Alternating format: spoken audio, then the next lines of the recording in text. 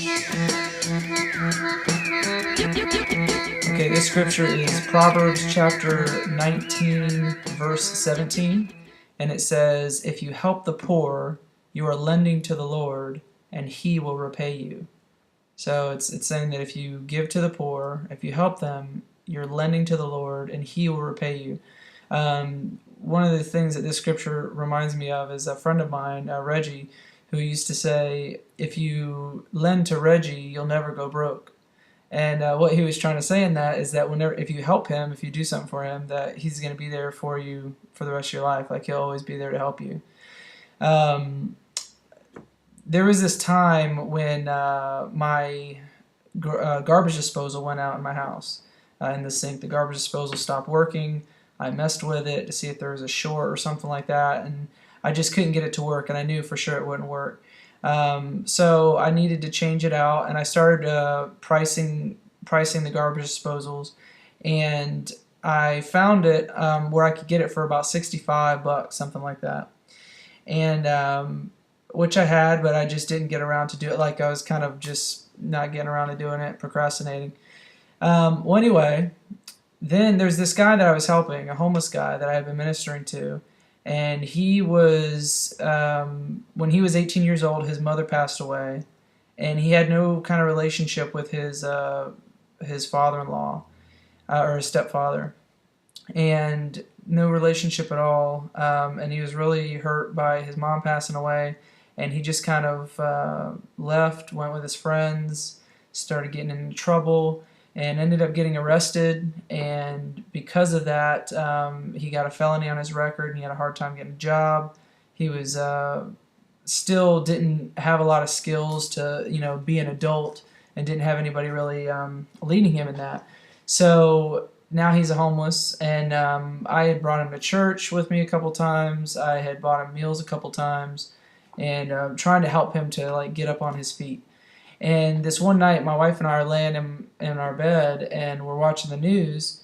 And on the news, they were telling people that it was going to be a really cold night, and that you had to bring your pets inside, your dogs, bring them inside for the night, your cats. And so I'm laying there, and I start thinking about this guy. His name is Marcus. And I look over at my wife, and I just feel not good in my stomach, like how can I just lay here, and dogs are being told to get your dogs inside, and they're getting better treatment than him. And I just felt like we had to do something. And at our house, it's me, my wife, and my little daughter. And I didn't feel comfortable about having him in my house, because while I had met with him a couple times and been ministering to him, I didn't really know him,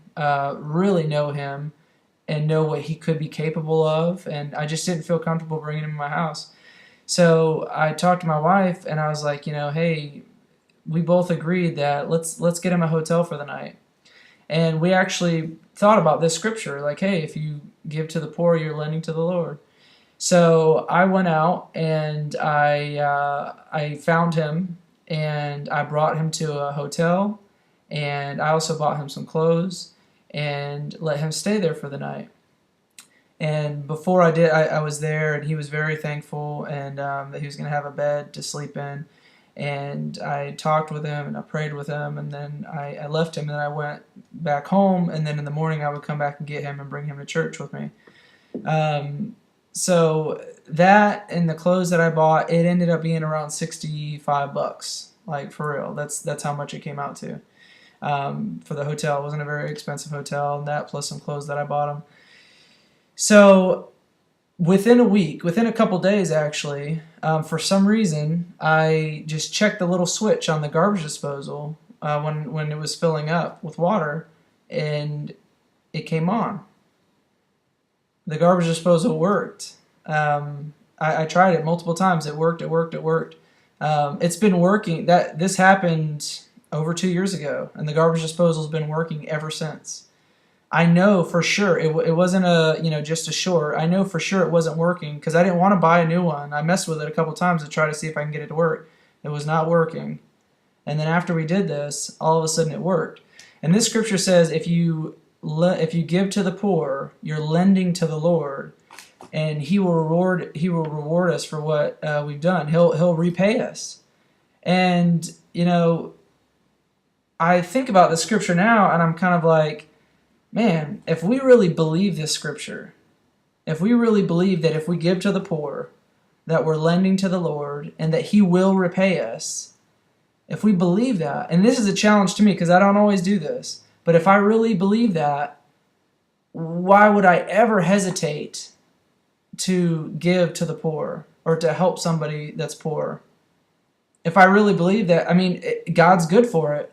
It's kind of like the money's still in my bank. If I give it, it's right there. It's still there.